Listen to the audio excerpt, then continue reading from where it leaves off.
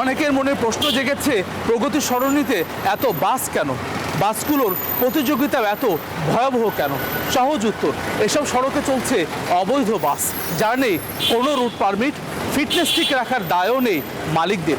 ফলে নেতিবাচক অভিজ্ঞতা বাড়ছে প্রতিনিয়ত। জরাজীর্ণ বাসে ঠাসা রাজধানীর সড়ক। তথ্য বলছে, ঢাকায় প্রতি 4টি বাসের একটি মেয়াদোত্তীর্ণ। প্রকাশ্যে রাজপথ দাপিয়ে বেড়ালেও ঘুমিয়ে রয়েছে নিয়ন্ত্রক সংস্থা বিআরটিএ এবং ডিটিসিএ। ফলাফল, লক্কর ঝক্কর আর সেই রংচটা বাসই ভরসা নগরবাসীর।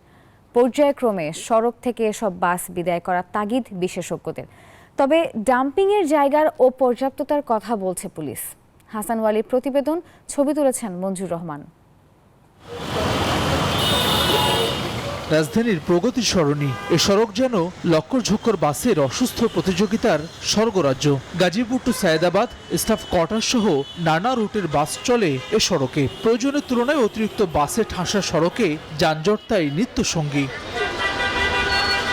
বিআরটিএ সূত্র বলছে, শহরের 70%-এরও বেশি বাস রুট কার্যত অচল। অনুমোদিত 388 রুটের মধ্যে 250টির বেশি বন্ধ থাকায় অন্যান্য সড়কে তৈরি হচ্ছে বিশৃঙ্খলা। অনেকের মনে প্রশ্ন জেগেছে, প্রগতি সরণিতে এত বাস কেন? বাসগুলোর প্রতিযোগিতা এত ভয়াবহ কেন? সহজ উত্তর, এসব সড়কে চলছে অবৈধ বাস, যার নেই কোনো রুট পারমিট, ফিটনেস ঠিক রাখার দায়ও নেই মালিকদের। ফলে নেতিবাচক অভিজ্ঞতা বাড়ছে প্রতিনিয়ত। শব্দের আরেক নাম, একদম ইউনিক স্ট্রাকচারাল ডিজাইনের কসমিক ডোম, থেকে 50 বছরেরও বেশি। কসমিক ডোম। বিআরটিএ তথ্য বলছে, রাজধানীতে অন্তত 1646টি বাস কোনো ধরনের রুট পারমিট ছাড়াই চলছে। 2000-এর বেশি বাস অন্য রুটে চলছে অনুমতি ছাড়া। বিপরীতে 128টি সক্রিয় রুটে 7091টি বাস এখন নিবন্ধিত। একটা সময় হয়তো ছিল 100-200 অবৈধ গাড়ি, এখন আপনি রুট পারমিট জিনিসটাকে একটা কমপ্লিটলি একটা অরাজক পরিস্থিতিতে নিয়ে গিয়ে আপনি এখন 1500 বেশি 1600-র বেশি গাড়ি আপনার রুট পারমিট বিহীন হয়ে গেছে। পরিবহন মালিকরা বলছেন, রিজিওনাল ট্রান্সপোর্ট কমিটি আরটিসি অকার্যকর থাকায় এমন পরিস্থিতি তৈরি হয়েছে। তবে নিয়ন্ত্রক সংস্থাগুলোকে দায়ী করছেন গণপরিবহন বিশেষজ্ঞ অধ্যাপক শামসুল হক। বিআরটিএ কে জানা লোকের জায়গাগুলি দিতে হবে। এখন বসে আছে অজানা কতগুলি লোক, কমন সেন্সে দেশ চালাচ্ছে। আরটিসি, ঢাকা মেট্রো আরটিসি, তাদের গত 6 বছর কোনো মিটিংও হয় না, কোনো রুট পারমিট নতুন কোনো দেনও না। যেহেতু তারা এখন রুট পারমিটের আবেদন করে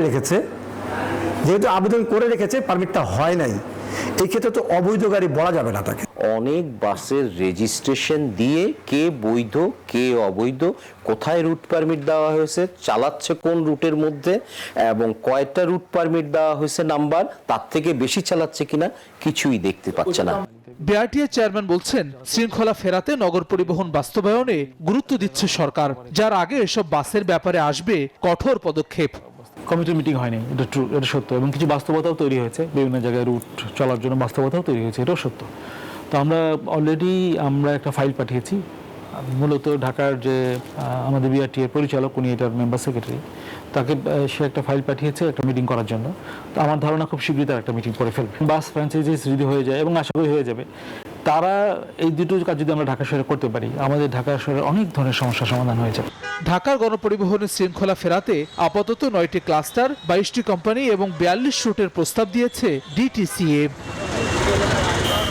হাসান ওয়ালি, নিউজ 24, ঢাকা।